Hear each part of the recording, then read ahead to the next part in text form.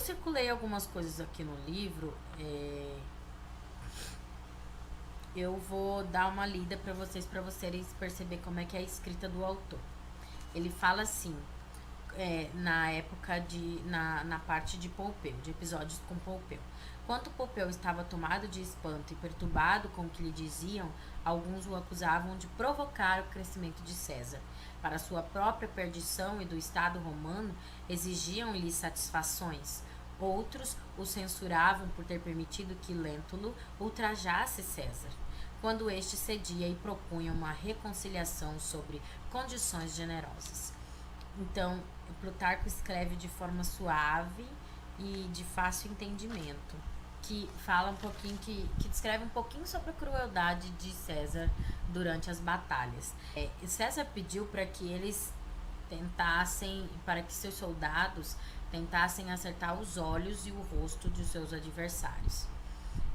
Eles visavam que os seus olhos e tentassem acertá-lo nos olhos.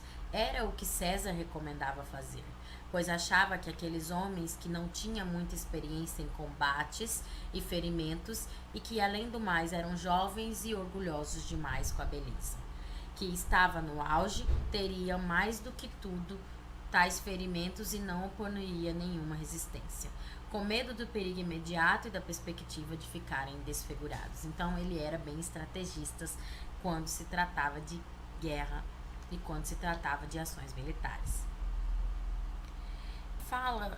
Mostra um pouquinho do perfil de César também.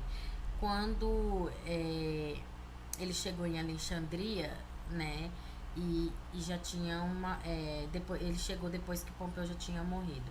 Daí, quando Teodoro levou-lhe a cabeça de seu rival, ele se virou e, quando recebeu a sinete de herói, começou a chorar.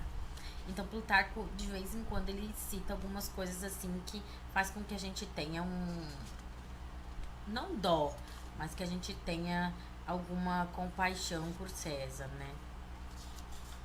Deixa eu ver se eu sublinhei.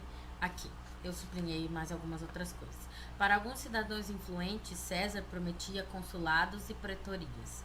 Encorajava os outros conferindo-lhes variadas funções e honrarias e dava esperança a todos, desejando que se submetessem à boa vontade da sua domação. Então, o que tem a ver isso com a política? É mais ou menos o que acontece hoje em dia. Isso não querendo entrar em partido nem nada, não querendo entrar, mas falando da política em si. É o que acontece hoje em dia. Então, a gente consegue perceber que a formação da civilização envolvendo em política, a história desses grandes ícones, desses personagens históricos, faz parte e vem desde muito tempo atrás o que acontece hoje em dia. Então, quando a gente for fazer uma análise sobre política, principalmente, nós devemos levar em consideração a construção dela como um todo, e não recortes de um tempo como agora. E não recortes para poder formar uma opinião, né? Para que a nossa opinião tenha sempre mais razão do que a outra. Eu circulei outra coisa aqui chamada Essa Paixão que a atormenta era uma espécie de competição dirigida não contra os outros, mas contra si mesmo. Uma rivalidade entre o que ele havia feito e o que ele ainda ia realizar. Porque César tinha esse perfil de dominação. Então é isso, galera. O vídeo ficou um pouquinho longo, mas a obra vale a pena. E até semana que vem.